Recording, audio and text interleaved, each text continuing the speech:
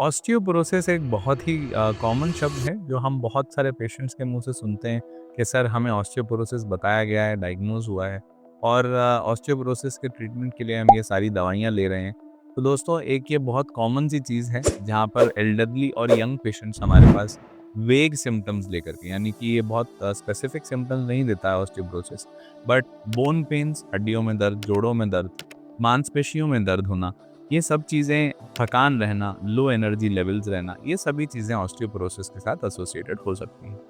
दोस्तों बहुत सारे लोग ये सोचते हैं कि एल्डरली पेशेंट्स यानी बूढ़े लोगों में ही ऑस्टियोपोरोसिस हो सकता है।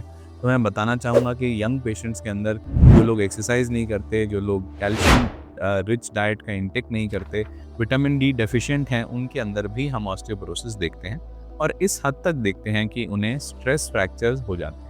स्ट्रेस फ्रैक्चर्स का मतलब है दोस्तों फ्रेजिलिटी फ्रैक्चर्स, मतलब एक हड्डी जिसको टूटना नहीं चाहिए एक इम्पैक्ट के साथ, उसमें बिना इम्पैक्ट के ही because of deficiency of calcium and vitamin D उसके अंदर फ्रैक्चर्स हो जाते हैं normal activities of daily living करते हुए ही।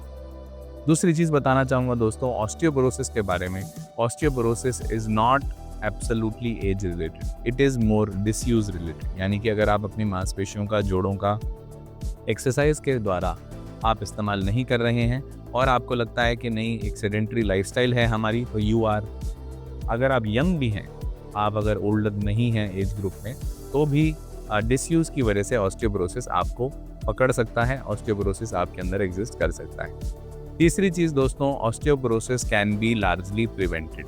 ऑस्टियोपोरोसिस से बचा जा सकता है कैल्शियम इंटेक अच्छा रख के, विटामिन डी इंटेक अच्छा रख के। बहुत सारे पेशेंट्स आते हैं जो कहते हैं कि सर दूध की क्वालिटी बहुत ख़राब है, दूध नहीं पिया जा रहा, या दूध पीते हैं तो इच्छा नहीं होती दूध पीने की। बताना चाहूँगा दोस्तों कि जिस भी तरीके से आप अपनी तरफ से बेस्ट क्वालिटी मिल्क को प्रोक्योर कर सकते हैं, उसको अच्छा दूध मान करके उसके साथ प्लीज़ कंटिन्यू कीजिए। और डाइटरी सप्लीमेंट्स के अंदर पनीर, दही, लस्सी, छाछ, अंडे, सीड्स रहते हैं जैसे उनका, नट्स रहते हैं जैसे, इनका इंटेक ज़रूर रखें और डाइट रिच रखें अपनी कैल्शियम के अंदर। इसी के साथ साथ विटामिन डी का सबसे अच्छा सोर्स सन यानी कि धूप है, तो सुबह 7 बजे से लेकर के 10 बजे की जो धूप होती है वो एक स्पेसिफिक एंगल पे होती है और उसके अंदर यूवीबी का जो कंपोनेंट है वो ज़्यादा होता है, जिससे कि एब्जॉर्प्शन स्किन पे होती है और विटामिन डी बनता है यानी एक्टिवेट हो पाता है। इसी के साथ दोस्तों चौथी जो ज़रूरी चीज़ है वो ये है कि ऑस्टियोपोरोसिस एक ऐसा वर्ड है जहाँ पर ऑस्टियोपीनिया यानी कि हड्डियों के अंदर अगर चूने की मात्रा कम है, तो जब वो एक सर्टेन लेवल तक कम हो जाती है तो उसके बाद उसे ऑस्टियोपोरोसिस कहा जाता है। हड्डियों में चूने की मात्रा कम होने को हम आमतौर से ऑस्टियोपीनिया भी कहते हैं। Osteopenia is a more common word that the doctor might use. तो ऑस्टियोपीनिया जब एक हद से ज़्यादा बढ़ जाएगा तो वो ऑस्टियोपोरोसिस में कन्वर्ट हो जाता है। इस चीज़ को जानने के लिए बहुत सारे लोग एक्सरेज कराते हैं और एक्सरे में देखकर ही बता देते हैं कि इसके अंदर हड्डी में चूने की मात्रा कम है। दोस्तों बताना चाहूँगा किसी भी डिजिटल एक्सरे के ऊपर ये कमेंट नहीं किया जा सकता कि आपकी हड्डियों में चूने की मात्रा ज़्यादा या कम है।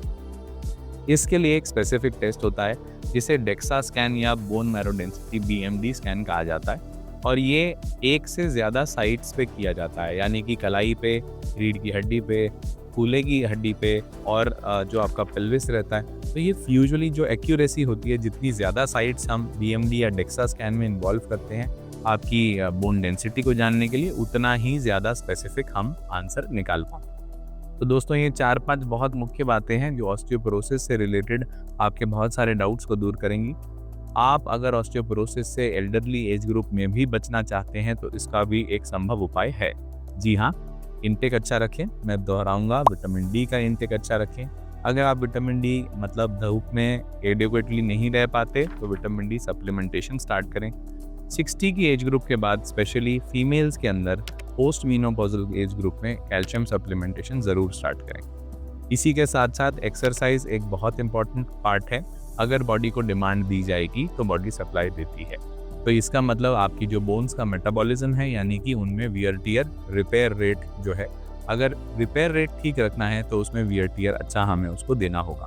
तो अगर कोई चीज़ रेगुलरली बॉडी में इस्तेमाल होती रहती है तो उसका मेटाबॉलिज्म एक्टिव रहता है। तो बोन के ऊपर अगर, जॉइंट के ऊपर अगर प्रेशर आता रहता है तो जॉइंट और बोन की हेल्थ मेंटेन रहती। उम्मीद करता हूँ आपको ये वीडियो पसंद आया होगा दोस्तों। ऐसी और वीडियोस के लिए लाइक और सब्सक्राइब ज़रूर करें।